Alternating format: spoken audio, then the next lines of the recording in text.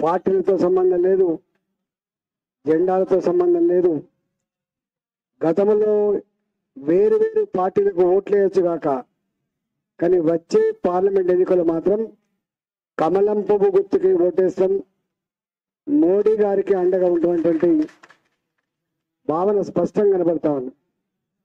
ఇంతకుముందు ఆదిలాబాద్ అడిగినా ఏం సంగతి అంటే, ఇంకేముంది సారు, రాబోయే కాలంలో బీఆర్ఎస్ పార్టీ అంతరించిపోయే పార్టీ, అది నిలిచే పార్టీ కాదు, దాని సంగతి ఏందో పూర్తిగా అర్థమైపోయింది.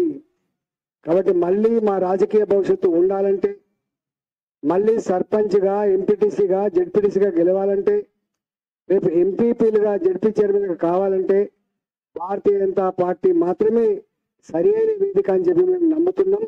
అందుకనే ఈరోజు పార్టీలో జాయిన్ అవుతున్నామని చెప్పినప్పుడు.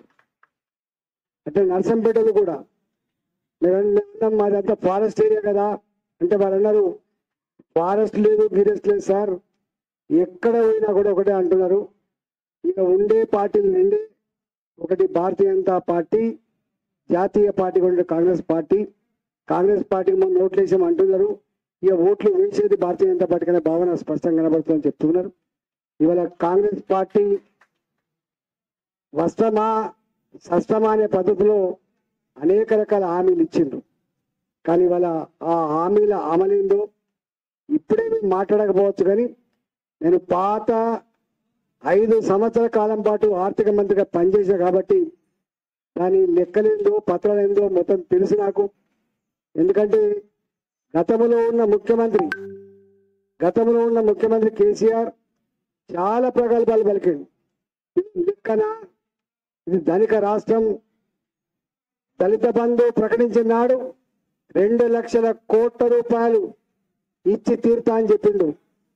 ఎన్నికల మేనిఫెస్టో పెట్టినాడు ఒకటే సంవత్సరం ఏకకాలంలో రైతులను మాఫీ చేస్తా అని చెప్పిండు. సంపద కొదవలేదని చెప్పిండు, రాజు తలుచుకునే దెబ్బలకు కొదవ అని చెప్పిండు. కానీ ఏ ఒక్క హామీ కూడా నడమని కాలే. అంటే అనుభవం ఉన్న ముఖ్యమంత్రి, దేశంలో సత్తా ఉన్న ముఖ్యమంత్రి అంటోనికే సాధ్యం కాలే. మరి వీళ్ళు ఏకకాలంలో రైతులను మాఫీ చేస్తా అని చెప్పినారు.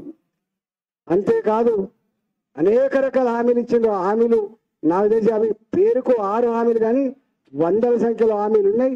ఆ హామీల సంగతి ఏందో, దాని కథ ఏందో రాబోయే కాలంలో తప్పకుండా తెలిసింది. ఇప్పటికే ప్రజలు అనుకుంటున్నట, అరే ఉత్త చిప్పే ఉన్నట్టుంది కదా, ఏమి లేనట్టుంది కదా, ఇది అవుతుందా పోతుందా అనే భావన ఉందట. తప్పకుండా రాబోయే కాలంలో ప్రజలందరూ కూడా ఆలోచించుకుంటున్నారు. ఈ కాంగ్రెస్ పార్టీ అనేక రకాల హామీలు ఇచ్చింది, అమలైనటువంటి పరిస్థితి లేదు. మళ్ళీ రాష్ట్రం బాగుపడాలంటే మోడీ గారి నాయకత్వంలోనే, భారతీయ జనతా పార్టీ నాయకత్వంలోనే సాధ్యమని చెప్పే భావన వస్తా ఉంది. తప్పకుండా రాబోయే చరిత్ర భారతీయ జనతా పార్టీకి మాత్రమే. రాబోయే రేపు హోదాలు, రేపు గెలుపు భారతీయ జనతా పార్టీకి మాత్రమే. అసెంబ్లీ ఎన్నికల్లో 15% ఓట్లతో 8 సీట్లు గెలుచుకొని 19 సీట్లలో 2వ స్థానం సంపాదించుకొని రేపటి భవిష్యత్తు భారతీయ జనతా పార్టీ అని చెప్పి మనం పునాది వేసుకున్నాం.